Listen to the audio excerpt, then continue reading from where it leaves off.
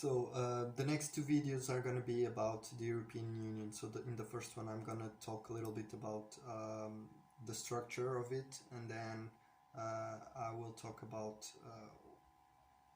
where we can tweak so we can manage to create something more out of it. So it's an institution that was created after the Second World War, and it has having its problems since the beginning, and at the same time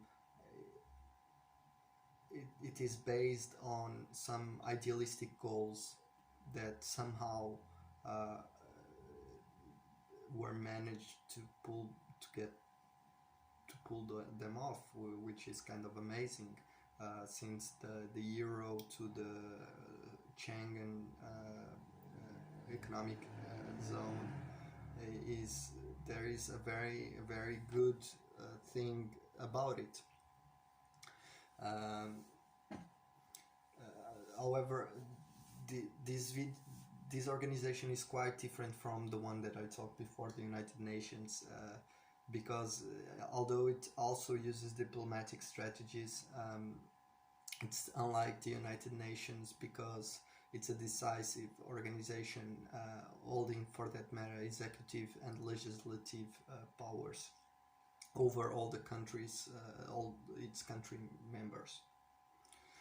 It is composed of 7 decision-making organs, and those are the European Parliament, the European Council, the Council of the European Union, the European Commission, the Court of Justice of the European Union, the European Central Bank, and the Court of Auditors. So all of these branches make it automatically a very structured organization.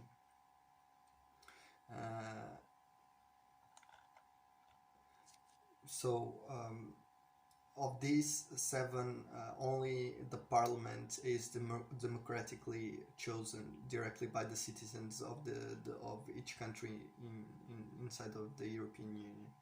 And despite that, there is still a shadow hanging over the process through which these members are chosen, since the country representatives are necessarily appointed by the parties in each country, which can be seen as elitism by the populations that are voting for them every 5 years.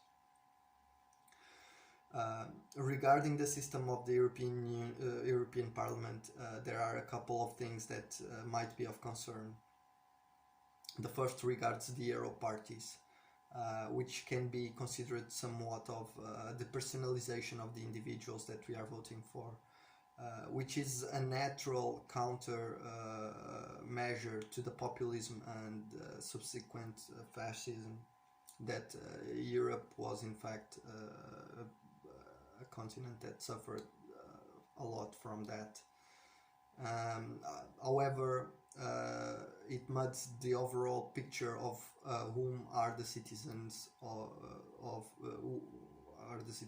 the European Union really voting for, also contributing to the distrust in the system. The biggest problem regarding this is the difficult to change the status quo, which can only happen in the long run. There is also the situation about the countries that elect most of the deputies, which can easily create a bloc that can hardly be turned. Despite of it, it makes sense when deputies vote according to countries more often. This makes more sense than when they do towards party ideals, but that is an opinion. The second issue regards the lack of legislative initiative, which means the lack of power to bring issues to discussion or propose legislation, being that power regarded for the European Commission, which is an independent assigned body.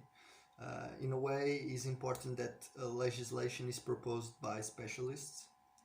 However, it begs the question again of whom are people voting for to be in the parliament, since they hardly can bring new issues to vote for.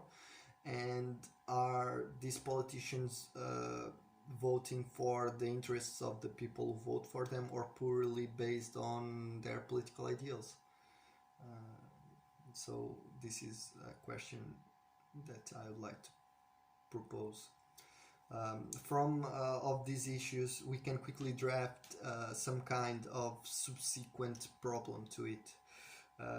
Are the politicians proposed by the national parties capable of completely understand the proposed legislation by the Commission, or are they just there to make the numbers? And this is quite problematic if this is the case, and it seems like it. Specifically about the election, there is a bigger issue that comes up, which regards the number of abstention numbers, which in some countries can be as high as 70%, which raises the question on how informed people in each country are to vote in the European elections, and what do they know about European institutions in general. This brings the necessity to reframe also the mediatic reach in order to get the information to a more local level too.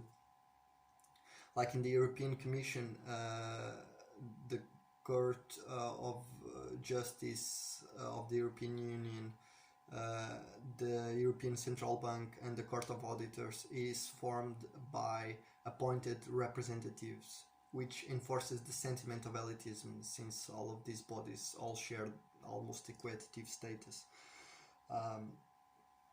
The European Council and the Council of the European Union, however, are formed by the head of government of each country and the ministers of each area of responsibility, respectively.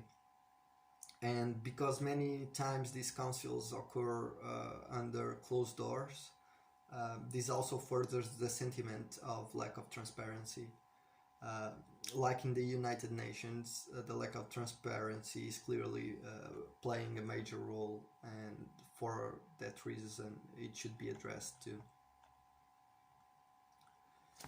Okay.